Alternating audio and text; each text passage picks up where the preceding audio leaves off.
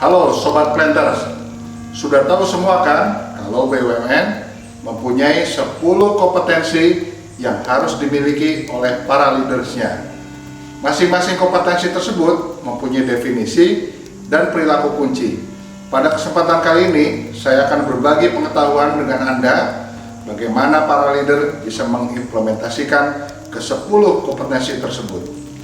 Dalam kompetensi yang pertama, leading change, para leader harus memastikan bahwa seluruh personil di dalam organisasi memahami urgensinya perubahan. Sejalan dengan pembentukan tim, selalu komunikasi terus terkait perubahan ini. Pastikan para leader juga memimpin perubahan secara langsung, mengatasi hambatannya, dan menjadikan perubahan tersebut menjadi sebuah kebiasaan baru. Untuk mengimplementasikan kompetensi yang kedua, driving innovation, para leaders bisa melakukannya dengan memastikan bahwa lingkungan kerja memang mendukung budaya inovasi, seperti memberikan toleransi terhadap kesalahan yang dibuat para inovator, mendukung sumber dayanya, dan memberikan ruang untuk menampilkan hasil karya, serta memberlakukan sistem apresiasi. Tentu, untuk mengembangkan budaya inovasi, dibutuhkan organization capability yang sesuai. Salah satu bentuk kompetensi ketiga ini yaitu knowledge management.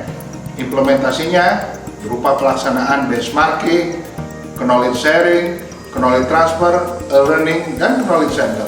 Harapannya, organisasi akan mempunyai keunggulan kompetitif.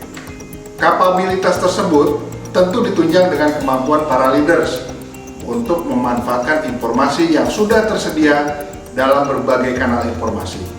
Kompetensi yang keempat, digital leadership, mendorong para leaders untuk mempunyai kemampuan memanfaatkan teknologi informasi sebagai dasar pengambilan keputusan dan mampu beroperasi secara lintas waktu dan ruang. Selanjutnya kita bertemu dengan kompetensi kelima, strategic orientation. Ada framework yang bisa digunakan, yaitu lakukan analisa kinerja yang dimiliki, kemudian analisa lingkungan dan portofolio. Selanjutnya, formulasikan arah strategis seperti visi, misi, value, dan tujuan organisasi. Kemudian kita susun kebijakan dan program kerja. Banyak strategi yang tidak berjalan karena eksekusinya yang kurang baik. Untuk itu, kita membutuhkan kompetensi ke-6, driving execution. Tetapkan goals yang ingin dicapai, buatkan lead measure-nya, dan ukur dalam scorecard. Selanjutnya, berikan tanggung jawab kepada pihak pekerjaan dan atasi hambatan yang ada.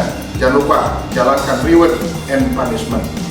Tentu saja kita semua telah mengetahui dalam situasi seperti saat ini, pelanggan kita tidak dibatasi oleh lokasi, waktu, dan ruang, sehingga kita membutuhkan kompetensi yang ketujuh, global business savvy. Salah satu implementasinya adalah bagaimana personil kita mengetahui bisnis model proses untuk kemudian bisa meningkatkan bisnis acumen. Selanjutnya, semua personil dalam organisasi juga mempunyai beberapa keahlian tertentu seperti market intelligence, kompetitif, risk taker, dan action oriented. Apapun produk atau jasa yang kita hasilkan, semuanya bermuara pada pelanggan. Maka para leader harus mempunyai kompetensi yang ke-8, customer focus. Bentuk implementasinya adalah memastikan karyawan dari semua lini memahami bahwa pelanggan adalah prioritas utama. Organisasi selain mempunyai sistem penilaian kepuasan dan engagement pelanggan, juga menilai pelayanan karyawan pada pelanggan, dan pastikan semua saluran komunikasi bisa dimanfaatkan. Sebagai sebuah organisasi, tentu kita mengetahui bahwa entitas bisnis kita tidak berdiri sendiri. Kita membutuhkan mitra. Implementasi kompetensi ke-9, building strategic partnership, berupa persiapan karyawan yang kompeten dan mempunyai kemampuan memahami model bisnis.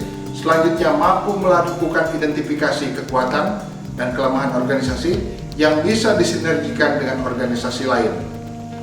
Last but not least, kita bertemu dengan kompetensi managing diversity.